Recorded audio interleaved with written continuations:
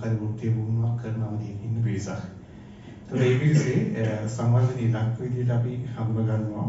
සහ මේ සංවර්ධන ඉලක්ක කරා යන්න වෙන්නේ ඔයාලා කලින් කතා කරපු සංවර්ධන අවධිවල වැඩේ හරියට වෙලා නම් විතරයි.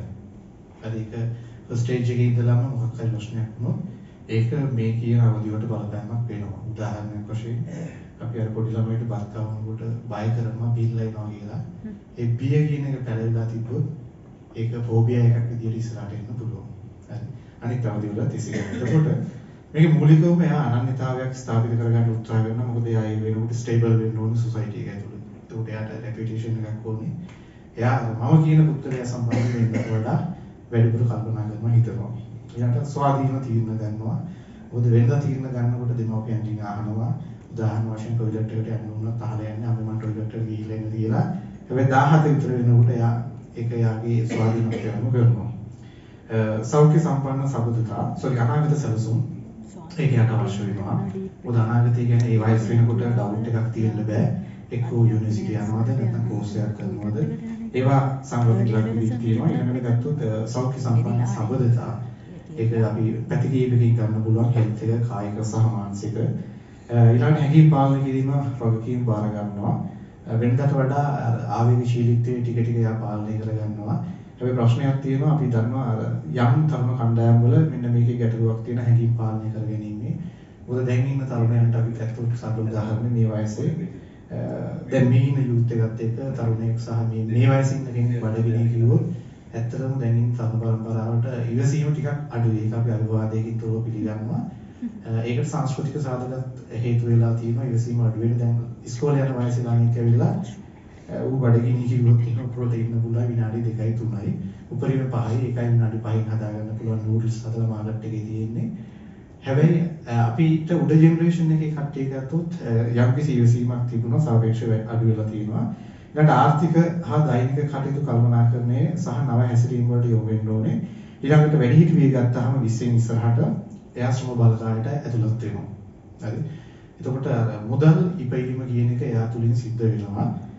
ඊට අමතරව ගත්තොත් දීර්ඝ කාලීන සම්බන්ධතා මොකද මේ කාලේ ටෙම්පරරි තිබ්බත් පසු කාලීන ඒවා පර්මනන්ට් කරගන්නවා. විවාහයට ඒ කාලේ එනකොට මම හිතන්නේ අවශ්‍ය පසුබිම නිර්මාණය කරනවා සහකාරිය. ඒක සමාජ වගකීම් නායකත්වය මඟ පෙන්වීම එයාට ලැබෙනවා. මොකද එයාගේ පරිසරය ඇතුලේ විවිධ යෞවන සමාජ වෙන්න පුළුවන්. සහ පුද්ගලික හා අභ්‍යන්තර වර්ධනය සහ ශාරීරික හා මානසික සෞඛ්‍ය පවත්වා ගැනීම. එතකොට මේ ගැන මේවා කල්පනා කරනවා. මේකෙන් මම මේ පොඩි කාරණයක් ස්පෙෂලි මෙන්ෂන් කරන්න. මම ඒකට එතිකල් ක්ලියරන්ස් එක එතුමාගෙන් ගත්තා. අර සුබුන් අයියත් මෙන්ෂන් කරා මේ අපි චාමර කියලා සර් කෙනෙක් කතා කරා යපේස අර ලියුම ලියපු එක මට ඒක එතකොට මේකට සෙට් වුණා. ඇත්තටම මේ වයසේදී ඒ තරුණයා ඒ වගේ ලියුමක් ලියලා පිටු ගන්නකින් එයා ඒක මැනේජ් කරගත්තා. කෝපින් ඒක එයාගේ ආවේගශීලීත්වය නැත්නම් එයාගේ ස්කිල් එකක් විදියට එයාගේ සංවර්ධන අවධිවල මුල් ටික හරියට පැරවිලා තිබ්බ නිසා. ඒක ප්‍රතිඵලය අපිට අනුවාදයෙන් තොරවද පිළිගන්න පුළුවන්. මොකද එතුමාද මෙතන ඉන්න නිසා. ඒකට තව එකක් ප්ලග් වුණා. අපි කියනවා ළමයින්ට ආවේගශීලීත්වය පාලනය කරගන්න ඕන්ට මේ ඉලක්ක සපුරා ගන්න ක්‍රීඩාවට යොමු වෙන්න සංගීතයට යොමු වෙන්න. අපි ධර්ම කාරණේ සාක්ෂි සහිතව තියෙන එකක් තමයි එතුමා අද වෙනකොට ආදරය කරනවා එක පිටින්ද ඉන්නවා ප්‍රශ්නයක් නෑ. ඊට අමතරව ආදරය කරනවා එයාගේ ගිටාර් එකට. හරි සංගීතයට එයා එකතු වුණා. ඒකෙන් එයාගේ යම්කිසි අපි ගත්තොත් යම් ආවේගශීලීත්වය පාලනය කරගෙන තියෙනවා. මම ඒකයි කිව්වේ කලින් ඔයාලා කියපු අවදිවල වැඩේ හරියට වෙලා තියෙනවා නම් විතරයි එහා පැත්තේ අපිට වැට්ටික හරියට කරගන්න පුළුවන් වෙන්නේ.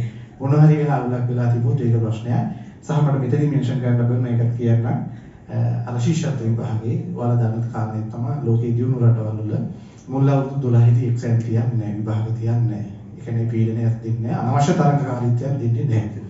හැබැයි අපි උත්සාහ කරා මම හිතන අධ්‍යාපන රෙසර්ච් කරන අවස්ථා කීපයක් පහේ ශිෂ්‍යත්වයේ 7ට දාන්න. හැබැයි ඒක දැම්මම යම්කිසි සාධනීය ප්‍රතිඵල ටිකක් අපිට එන්න තිබ්බා. ගොඩාක් අපිට රටට යම් වෙනස්කම් වෙනකොට විරෝධතාවය පළ කරනවා කිසිම මේ ගැන සම්බන්ධතාවයක් නැති පිළිස්. හරි උදාහරණ වශයෙන් අපිට ආපු අධ්‍යාපන රෙසර්ච් කරනකොට ගොඩාක් ළමයින්ට වැදගත් විෂය පදයක් ටිකක් ආවා. හරි.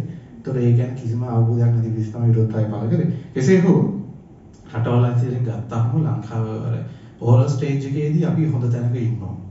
මොකද කිරි ලබා දීම සම්බන්ධයෙන් ලෝකයේ අනිත් රටවල් වල ගත්තාම අපේ රට මුල් රටවල් අතර තියෙනවා. මොකද අපේ ළමයින්ට ඇත්තට මුල් මාස 6 කිරි ටික හම්බ වෙනවා. ඒකට අර ස්ටේජ් එකේ තෘප්තිමත් වීම සම්බන්ධයෙන් ඇත්තටම යම් ප්‍රතිඵලයක් අපිට තියෙනවා.